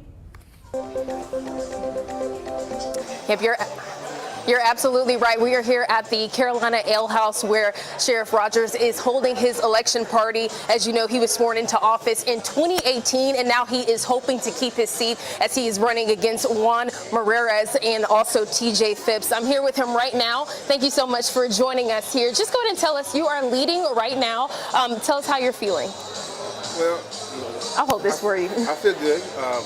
I feel like the citizens have come out and supported our campaign, supported the sheriff's office, and they know what we've done together. They look forward to continue to move forward. So we're waiting on the numbers to come on in and do what has to be done so we can move forward. And you've talked about a number of policies on your campaign. If you could talk about one that is on top of mind, that if you are reelected, that you are hoping to focus and take on head on. Sure. So what we've been focusing on is actually making sure that we can get our staff together within our detention services, High Point and Greensboro. Across the nation, everybody have experienced shortness. Everybody has experienced manpower short. So we've been trying to make sure that we can get that manpower back up. Hopefully we can. I believe we will be able to. Continue to do what we've been doing, continue to do the training, continue to build the morale with the sheriff's office internally as we can focus on the outside as well. And you have several people here with you tonight. What does it mean to have support here on this night, especially it's definitely at the edge of your seat, I'm sure. It is. It's a great time. It really is. We had a lot of people that did not come out because it's been a long race. People were actually tired and ready to get in. I understand, believe me. So we're waiting on the numbers to come in so we can actually call it a day and get ready for the next step, next phase of this campaign. Absolutely. Well, thank you so much for joining us. And we're going to continue to stay here all night as we continue to provide you updates on the Guilford County Sheriff's Democratic race. All right, thanks so much, Sydney. Okay, so right now, as the numbers stand, Danny Rogers has 59% of the vote. TJ Phipps has 30% of the vote. So unless something majorly changes, it's looking like Danny Rogers is going to be the Democratic. And when we look at the GOP side, right now, pulling out in front, Byrd is still there at 40%, but it's kind of close. You've got William Queen at 33%. Yeah. Again, you look at those, both of them have a great deal of experience, as did the other candidates. You had the other two were deputy chiefs right under. Randy Powers, you mean? Yeah, Powers and Melvin. Melvin, yep. Were both, so they had a lot of highly qualified candidates. I'm actually surprised that anybody got 40%. I thought it would be a little closer among those. Yeah, among those. I mean, if you look at 1 and 2, that's 3/4 of the vote. 40 and, did you said 40% and 33? Almost 3/4 of the vote among those two, which is a bit of a surprise to me. Okay, and then when we look at the Greensboro mayor's race, again, we've got Nancy Vaughn and Outling being the top two candidates there, and of course, they will meet July 26th. The sheriff will meet. Is that they also? Because I'm not sure. Is that? No, they'll go in November. They'll go in November. That is the November. Yes, they should meet. That's correct. And that's going to be, I think for me, when Rogers won the race 4 years ago, was probably the biggest shock I've ever had in a local election, because B.J. Barnes had been there forever. Decades. So that surprised me. So it had been a Republican office. Yes. And so I think this is going to be Rogers going to have a tight race on his hands. No matter who wins the Republican nomination, it's going to be a tight race in the fall. All right, and when we were just looking at District 6 there, we were talking to Lee Haywood. He was there in Greensboro. He had faced Kathy Manning prior and had lost to Kathy Manning. Yeah, that district is a pretty heavily Democratic district. Even in a good Republican year, which I think this will be, a Republican's going to have an uphill battle in that district. And I'm sure he can talk about everything he did differently. And running the second time, he's got more name recognition and all that. But the district's even more Democratic now than it was just 2 years ago. And so I think he's going to have whoever it is, whether it's him or I think somebody was coming on strong behind him, it sounded like, from what you guys were saying a while ago. So yeah, right now he's number 2. Yeah, so he's number 2. So let's say that the other person started with a C, Capri, something, that person. Either way, the Republican is going to have an uphill battle in that district. All right, and I'm continuously looking at the local races here. Guilford County at large, Kay Cashin still at 50% with Greg Dunright at 50% as well. So right now they're in a dead heat. I mean, it is maybe 100 and something votes different. Who's up? Cashin is. She's moved ahead because she was down a while ago. Yep, 10,322 votes to 10,124 votes. And again, the fact that she's behind and running that close in the primary tells me she's going to have a challenge. If an incumbent runs that close in their own primary, the general election is going to be difficult. Okay, and I'm looking at the Guilford County District Attorney. This is Avery Crump, who is the incumbent. She's got 67%.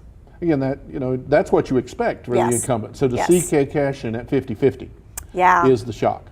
Is the shock. All right, and as we continue to go down the Guilford County school bond referendum, right now 64% are saying yes for the bond, but when it comes to the sales tax, it is, Yeah, no, it's flip-flopped, right? So against is 52% to 48%. Against is winning? 'Cause Against they is were winning. Up, they were up still early. Against is winning. So right now, the bond is a yes, and the sales tax is a no at this point. I'm not surprised at that, to be honest with you. It's That's easy how it to vote happened yes. last time, too. Yeah, it's easy to vote yes without paying for it, and particularly in the middle of high inflation, nobody Yeah. wants to add Another a quarter, tax. Yeah, quarter sales tax. So that prices are already going up. So for every dollar, it's going to go up a quarter. For every every $10, it's going to go up 2.5%, 2.5 cents. So it's small, but in the middle of an inflationary time period, the last thing people are going to want to see is an additional tax on the groceries. Yeah, a hard sell. So yeah, so I think it was. I'm surprised it's that close, to be honest.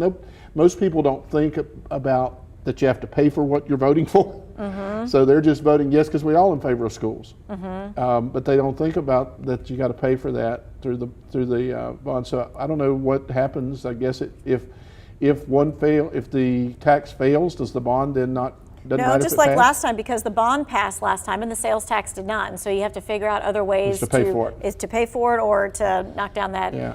that And list. if you're going to pay for it with borrowing, that gets more expensive with inflation too. That interest rate that people have loved for the last 8 years, that's been so low, which has been great for the county and the city, is going up. So it's going to be interesting. But it doesn't surprise me that the bond passed and the way to pay for it didn't. Did not, yeah. Or it hasn't, and I don't think it will. Right, and that is what we've seen Yeah, historically 52-48, too. Yeah. that doesn't sound like a lot, but that's a lot to make up. Okay. All right, so Ben, let's take a look what you got going on numbers-wise. So I want to give you a more in-depth look about that number on the sales tax use. Right now, there's only 3% of precincts reporting, and it's a little more than 400 votes separating will that sales tax pass or not at this point. If it does not pass, we did talk with Guilford County Commission Chair Skip Olston earlier. He says this might be the plan. They're still trying to figure out what they would do to pay for the bond, but property values have gone up so much, right? So your taxes are going to go up because of that. Your appraised value goes up, so you're going to be paying more. Skip Olston had hoped to be able to pass a sales tax decrease, property tax decrease if this sales tax passes.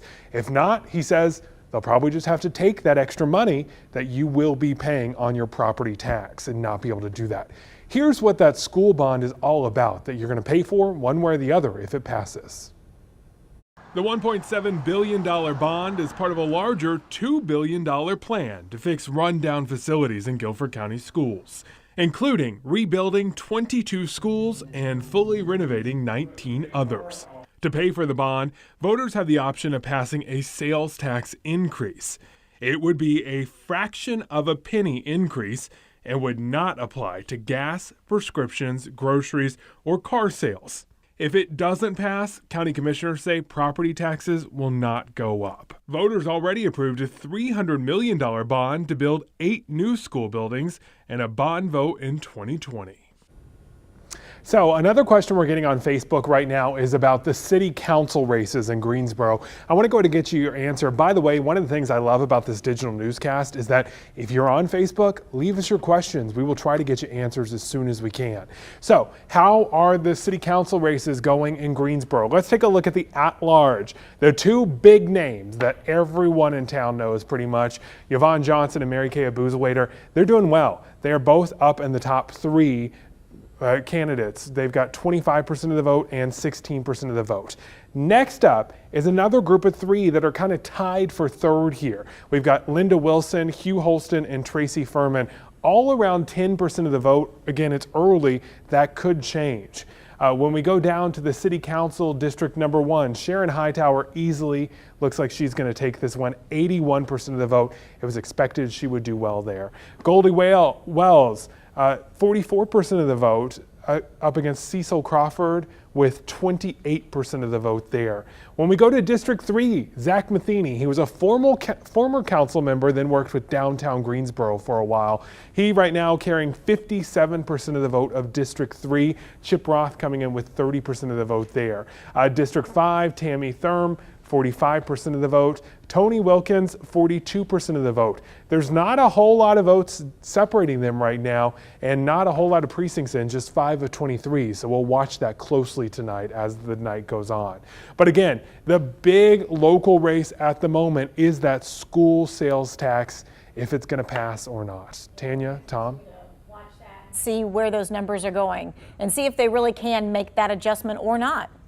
Yeah, and you note, Ben said there were 400 votes separated, but there were 300 the last time. So the trend is that gap's getting bigger, not smaller. Not smaller, yeah, absolutely. All right, so we're turning our attention once again to the Republican candidates for sheriff here in Guilford County. Amber Lake is there at Republican headquarters with our candidates. Right, so we're still out here in Greensboro, and I wanted to give you an update on those Republican candidates running for Guilford County Sheriff. I'm going to pull up this graphic that we have showing all 6 of these Republican candidates. Now, there are 2 in the lead right now. Byrd, who is leading this race, the Republican side of it, and then we have Billy Queen, who is shortly behind him. Now, starting off from the top left, we have Billy Queen up there, and he told me that if he's elected, he'll restore integrity and professionalism back into the office of the sheriff. He told me he will bring employment numbers back down to full employment so services to the public are acceptable once again. He also says his main focus since campaigning has been to meet the citizens of Guilford County and let them know his background and qualifications. Then, bottom left of your screen, we have Byrd. He says his first order of business will be to greet all staff with assurance of professional leadership. He wants to review the current budget standing and review current policies that reflect upon officer safety and inmate safety in the detention centers.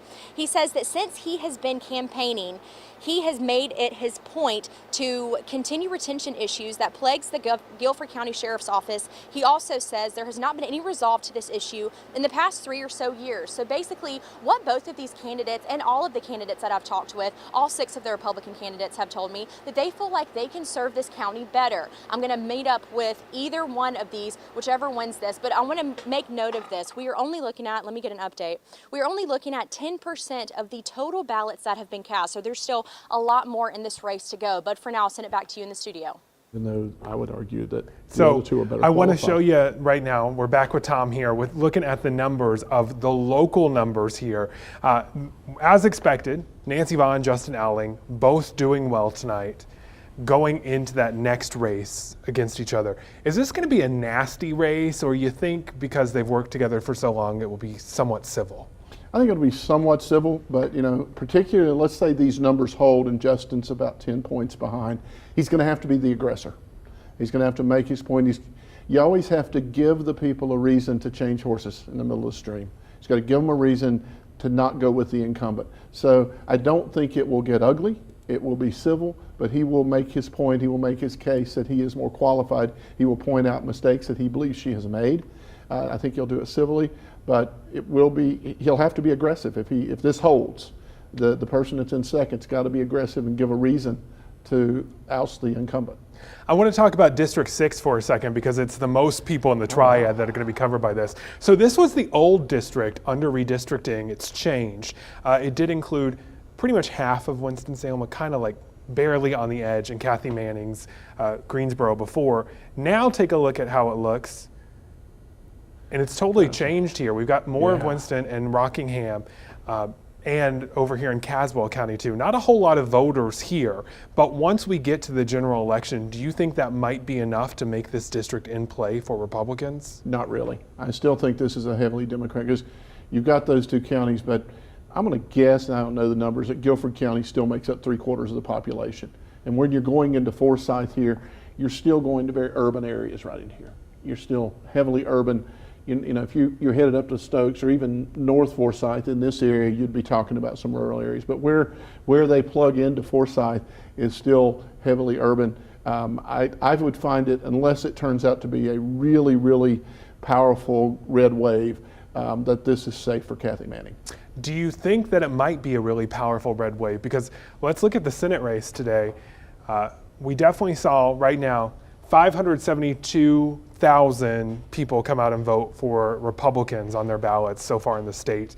We've got 454,000 Democrats. That's a big difference. Of course, there were more contested races on the Republican side than the Democratic side. But will those trends probably hold? I think those trends are going to hold in terms of the primary, but I do credit it more to the fact that people thought that McCrory-Budd race was going to be closer. People came out for that.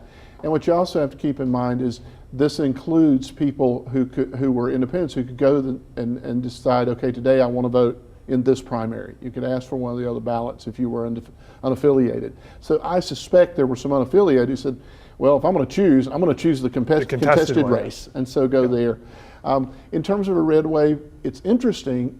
The first time I've ever seen it, the numbers seem to be a little bit disjointed, but people don't like Biden right now. His numbers are well underwater, but I'm seeing the congressional numbers, sometimes Republican, it's still tending Republican, but we're talking about in the generic ballot maybe 2%, 3%, and I've seen some that have the Democrats even holding in that. Well, and this is the first election in North Carolina history where there's more unaffiliated than there are Republicans or Democrats. Yeah. How does that play into all of this? Well, I think, it'll be interesting if they're truly unaffiliated. What we've known for years, when you ask the partisan question using a 7-point scale, the leaning Republicans actually tend to be stronger than the likely Republicans in terms of their voting patterns. Really? The truly independent, the independent leaners tend to be strong. I'm sorry, the independent leaners tend to be stronger than the leaning Republicans, and the same with the Democrats.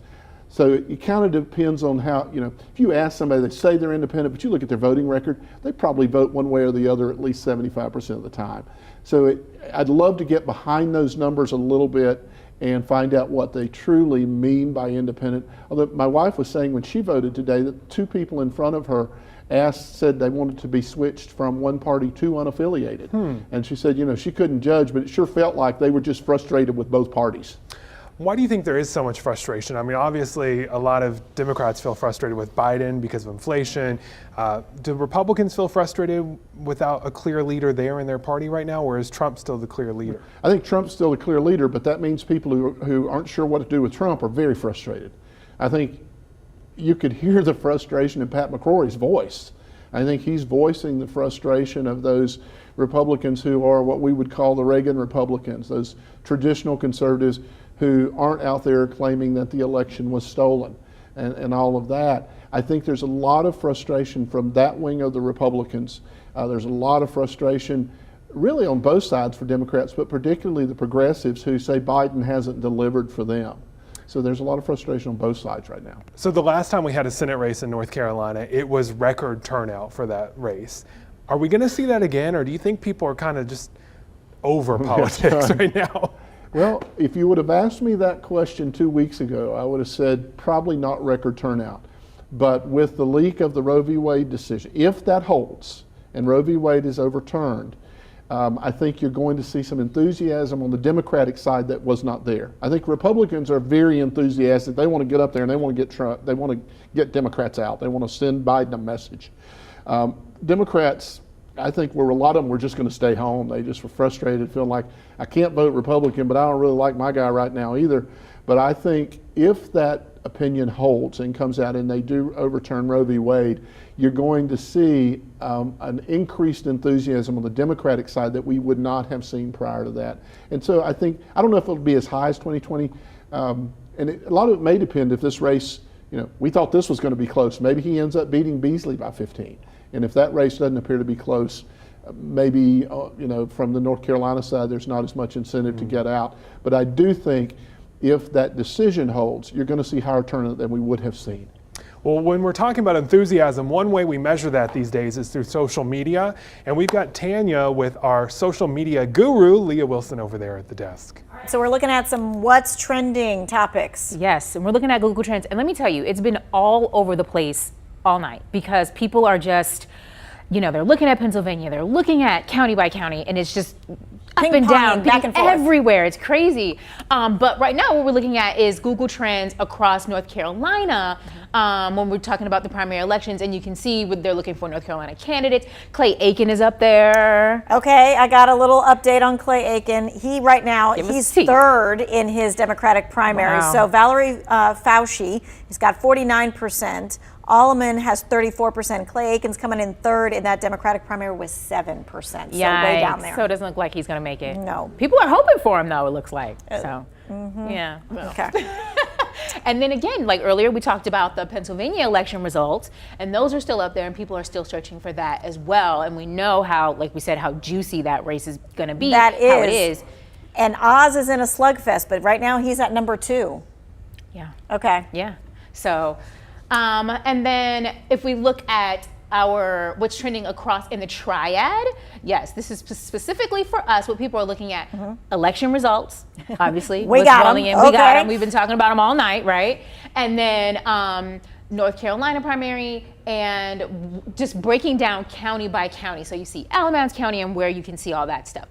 But we talked about our cool little map where you could see county by county how people are voting and how they're voting in your area. But you can also go to our elections page, WFMYnews2.com/elections, and you can see everything from mayor to commissioner to everything, all that you want to see. And so if you're on like the website too, there's that little tab that says to be counted. Yes. Okay, that was like my gimme to like be able to do that, right? So I hit that to be counted, and then you'll come up on that page where it says election results, and you can really put in anything if you want. If you want to search state races or North Carolina races or Guilford County races. You can really break it down. And you can see we have it categorized by what are the hottest races in our area, so you can see which ones are the biggest ones here. And maybe you're like, well, that's not the hottest one to me because I want to see Lexington, right? City Council. And you're like, no problem, because we got that. We got that too. We got you covered. We got whatever you want to covered. see. It's all on WFMYnews2.com. Tailor it to what you want, or you can always do the old-fashioned way, right? Because the ticker is running at the bottom of the screen, which is what we all grew up with, right? I mean, if you and want to so wait we're for like, that. I mean, you know, that's how we like look at it, right? Yeah. But if you want it like right now, in your hand, right away, that's how you do it. We got it. Yeah. Okay, so we'll be looking for more trends throughout the night. Yes. Okay. All right. So what we're going to do now, I think, is we are going to go to the mayor's race, because that is one of the ones that has been trending, right? Absolutely. As we're looking at Guilford County, we were looking at the sheriff's race earlier. Now we're back to the mayor's race. Mayor Nancy Vaughn, the incumbent, is one of the top 2 vote getters at the moment, and Lauren Coleman is there. Good evening. I am live at the old Guilford County Courthouse in downtown Greensboro, where we were standing by to check in with Mayor Nancy Vaughn. As I told you earlier throughout the show, she told us she would be out here later on today. We'd be able to check in with us, but she just contacted me about 20 minutes ago and said she's going to spend the evening with her family, but she did confirm she will be in our studio at 11 o'clock on WFMY News 2 at 11. So we'll be able to check in with her there about tonight's election and results. As we know, she is doing very well right now. She is the incumbent in this race. She's now seeking a 4th term, and she's held this seat since 2013. So again, we will hear from her tonight on WFMY News 2 at 11 on her reaction on tonight's results. Reporting live in downtown Greensboro, Lauren Coleman, WFMY News 2. All right, and so just in case you're thinking to yourself, all right, why are there different dates and things of that nature? So the mayor's race, they're going to meet, the top 2 vote getters are going to meet July 26th, and that's a nonpartisan race. But the Guilford County Sheriff is a partisan race, and so the next time the candidates meet will be in November for the general election. Sydney Moore, she is there at the Democratic headquarters there, looking at all of the Democratic candidates for sheriff. Absolutely. Well, I'm actually here at the Carolina Ale House where Sheriff Rogers is here, but he obviously was here sworn into office in 2018, and he is up against Juan Monreres and TJ Phillips that he's going against. And going into those 2 candidates, now Juan Monreres, he worked in the Guilford County Sheriff's Office and also worked for the Greensboro Police Department, and he has built his platform to promote social justice and also believes in the pursuit of an equal and just society, as well as the protection of all people's rights. And he also hopes to set his best hiring practices to implement a successful recruitment. And on the other hand, TJ Phillips, the other person who is running for the Democrat Guilford County Sheriff's race, he was in the Army Reserve and also retired captain with the Greensboro Police Department. Now, he ran against Sheriff Rogers in 2018 and he lost that race, but for his policies in this election, he aims to focus on enhancing public trust through accountability, transparency, and positive community engagement. It shows if so right now we're having a little issue here. I want to get back to our map though for you, where we show all the interactive numbers. Sorry, this is live, the fun part of exciting part of election night. If you're just joining us, here is the story of the night for most of us. Ted Budd's overwhelming win in the Senate race. They called that as soon as the early voting numbers came out. AP called it. Here's why. Ted Budd has basically taken the entire state except for Charlotte. We knew that he wouldn't do so well there because, well, guess what? Pat McCrory's from there. He has a radio show there. He used to be the mayor there. But when you dive deeper into the Charlotte numbers, look at this. Ted Budd came within about 1,000 votes of Pat McCrory. So he even did well in his stronghold of his biggest opponent in this race right here. I want to show you over on the Democratic side, Sherry Beasley pretty much swept this one as well. For a statewide total, she took 81% of the vote, more than 360,000 votes ahead of the second place person there. Let's take a look at some of our local races. Virginia Fox dominating this newly drawn district of hers. 76% of the votes so far on the Republican side. On the Democratic side, he is running unopposed, so he will go on the ballot. That's why it's showing 0% of the vote there.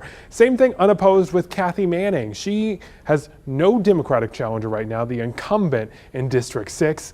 On the other side of that, though, we're looking at Christian Castelli with 37.6% of the vote. There's less than 1,000 votes between these two right now. I want to show you 34% of precincts reporting. So a lot could change tonight as this race continues to go on. When we look at some of our local votes here, if I can get those pulled up, give me just a second. We're having some issues with our screen here. I want to go over to some of the local votes if I can. There we go. And let's check these election results. Nancy Vaughn, Justin Outling, definitely the top two contenders in the mayor race tonight. Both incumbents on the city council right now. Of course, Mayor Nancy Vaughn, Justin Outling on the council. They've gotten a lot of press from that over the years. When we go further down, let's take a look at the district attorney's race on the Democratic side. Avery Crump, 67% of the vote right now. We've got one of the most hotly contested races right now. Is this sales tax to pay for the bond going to pass? It keeps growing more and more against it. We're at 52% against it right now, 49% for it, but that percentage point is not changing that much. The number of votes is, as more and more votes come in. We're up to 27% of precincts coming in right now, and we have, let me do some quick math here, 2,300 votes against, 1,159 for. That is a lot more than earlier when it was just about 400 votes difference between the two.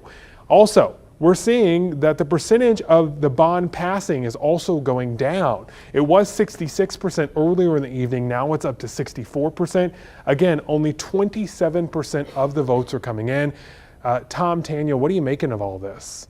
What are you making of all this?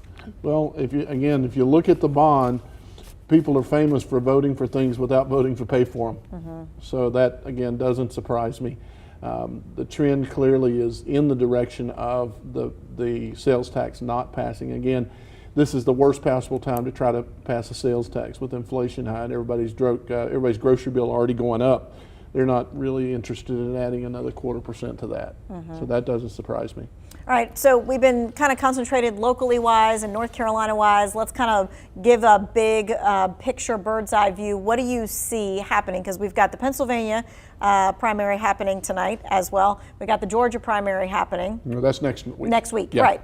Mm-hmm. Yeah, I think this is a very important couple of weeks for the Republican Party to decide what the Republican Party is going to be like.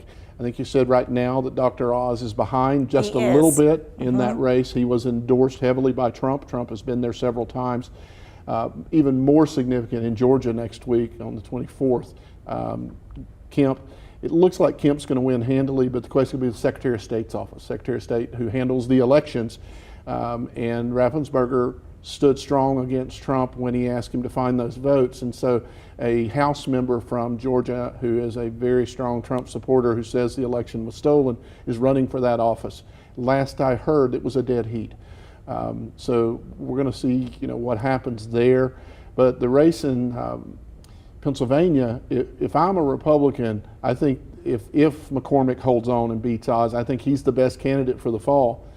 Fetterman, I haven't seen the numbers, but I assume Fetterman's going to win the Democratic nominee, who's the current lieutenant governor. So that'll be one heck of a race. They're going to be running to replace Toomey, who is a Republican. So that's a Republican-held seat that the Democrats have a real shot at, particularly if McCormick gets the nomination. I think Republicans have a better shot than they would with the other candidates. But this says a lot about Trump's impact.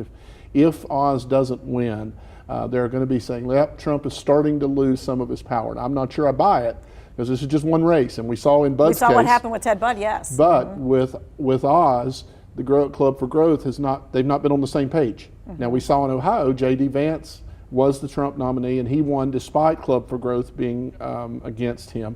But in this case, I think, again, people will start to say, well, maybe he's not quite as powerful within the party as we think.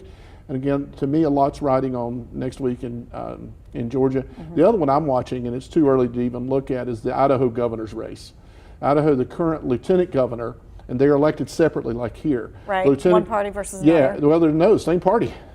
They're the same party in Idaho. Both are Republicans, and they're running in the Republican primary, and she is trying to unseat the sitting Republican governor, and they have not gotten along. When he left the state, she signed a bunch of executive orders that he would not have signed. He now is afraid to leave the state because she might do that again. But the last polling I had seen was that Brad Little is probably going to win, who is the sitting governor. But that's interesting. Again, that's another one of those. It really is a battle for what it means to be a Republican right now. And there's kind of like some different factions, right? Because there are the Trump Republicans, right? Who are falling in that camp, and then the Club for Growth. Right, and I would argue there's actually three. There's the Trump Republicans who support Trump, and these are the campaign deniers. And then there's the ones that say, well, we don't particularly care for what Trump's doing, but we really like his policies. I'd call those the American First group. And then you've got the traditional, more pro-business Club for Growth establishment. And right now it's just a battle to see what the party's going to look like, and how's that going to play out in the fall. If you elect somebody, a lot of Republicans are very concerned in Pennsylvania that the Republican nominee for governor, who is a Trump supporter, election denier, a lot of Republicans have come out against him. I think Mastriano, I think is how you pronounce his name, is probably going to win. And a lot of Republicans think, well, if he does, he's going to be a drag on the ticket. But you got to be careful. There were an awful lot of Republicans that thought Trump was going to be a drag on the ticket in 2016. He won the election. Right, okay. So we're changing. All right, well, so we're changing. Back to you, Ben. See what you got there with your numbers. So at this point tonight, here is what we know. In that November election, Ted Budd from the Republican side will face Sherry Beasley for arguably the biggest race in our state for Senate. That's going to happen in November, but you know what? There's a whole nother election before then. Check it out. Not every city and town has something on this ballot. Greensboro has a few races in the July 26 general election. They include making the final decision on who will be the city's next mayor and any open city council seats. Greensboro will also make the final call on 5 bond referendums, different from the Guilford County Schools bond. They total $135 million for many different projects around the city. Finally, any primary races from today, May 17th, that are too close to call will move to a runoff election on July 26th. We get to do this all again soon. We do. All right, that's going to do it for us. For the latest results, though, all you have to do is text the word results to 336-379-5775. It's right there on the bottom of your screen. Really easy. Again, the word results to 336-379-5775. And we'll be posting all of the results on WFMYnews2.com, so make sure you look there. And don't forget, it's free, right on the app. Right on Download it now. In your hand. And we've got even more crews out across the state right now talking with all the candidates who won and lost tonight. Some races still going on. Make sure to tune in for WFMY News 2 at 11 for the latest from those candidates. Thank you so much for joining. We'll see you in about an hour.